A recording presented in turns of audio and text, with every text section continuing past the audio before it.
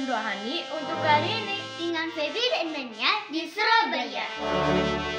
Saudara-saudari pencinta sabda Allah yang dicintai Tuhan, kita berjumpa lagi dalam Gemah Sauntarnurus Jansen, edisi Kamis 5 November 2020. Hari ini kita akan merenungkan Injil Lukas bab 14 ayat 15 sampai 33. Saudara-saudari yang dikasihi Tuhan, dalam Injil hari ini ada 3 kata kunci yang menjadi permenungan kita, yaitu kehilangan, mencari dan menemukan, dan bersukacita.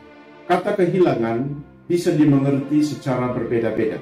Ketika seseorang berhasil menurunkan berat badan, dengan gembira ia akan berkata kepada teman-temannya bahwa ia kehilangan berat badan. Atau ada orang yang kehilangan jejak, artinya ia tidak lagi tahu apa yang sebenarnya terjadi. Atau orang juga seringkali mengatakan kehilangan akal sehat, yang memiliki konotasi mulai gila.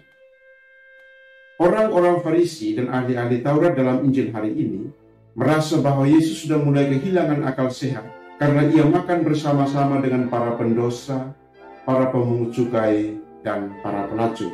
Orang-orang seperti di dalam masyarakat Yahudi diperlakukan sebagai orang-orang yang hilang, orang-orang yang tidak diinginkan dalam kehidupan bersama. Orang-orang Farisi dan ahli-ahli Taurat bersikap demikian karena mereka merasa diri benar.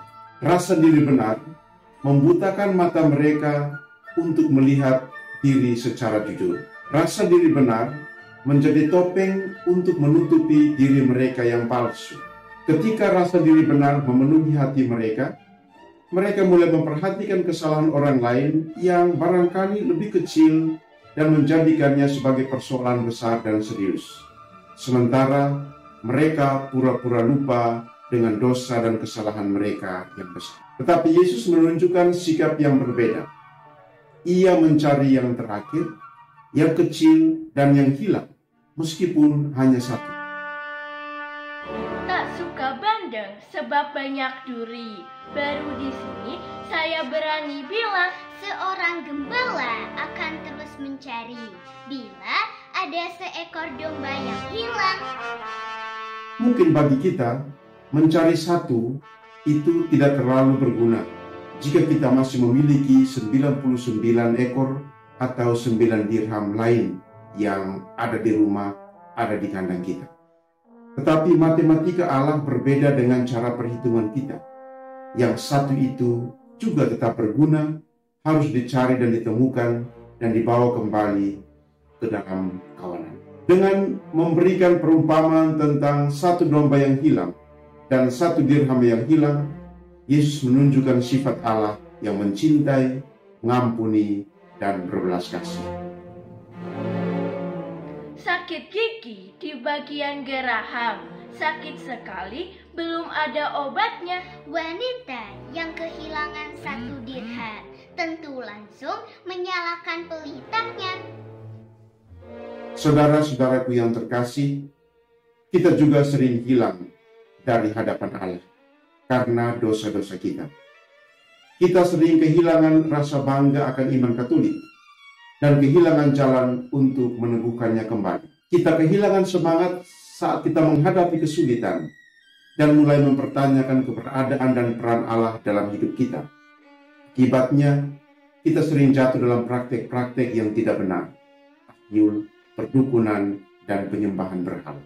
Kita kehilangan jalan yang telah ditunjukkan oleh Yesus dengan menuruti pikiran, perasaan, dan perbuatan yang merusak hubungan kita dengannya dan juga dengan sesama. Kita juga bisa kehilangan Allah ketika menggantinya dengan prioritas-prioritas lain. Ketika kita gagal menyediakan waktu untuk menumbuhkan kehidupan rohani kita. Kita kehilangan rahmat Allah yang penuh belas kasih ketika kita hidup dalam permusuhan dan dendam berkepanjangan dengan orang-orang yang menyakiti kita. Bagaimana Allah kembali menemukan kita? Banyak cara yang biasa digunakan Allah untuk kembali menemukan kita yang hilang. Salah satunya melalui sakramen tobat. Dalam sakramen tobat, Allah menemukan kita kembali, mengampuni kita, dan bergembira atas pertobatan kita. Namun pertobatan yang sejati tidak sekedar masuk keluar ruang pengakuan. Mengaku dosa tentu hal yang perlu dan penting, tapi pertobatan itu harus ditunjuk dalam sikap dan perbuatan yang baru. Allah kembali menemukan kita ketika pengampunan misalnya tinggal di rumah-rumah dan komunitas-komunitas kita.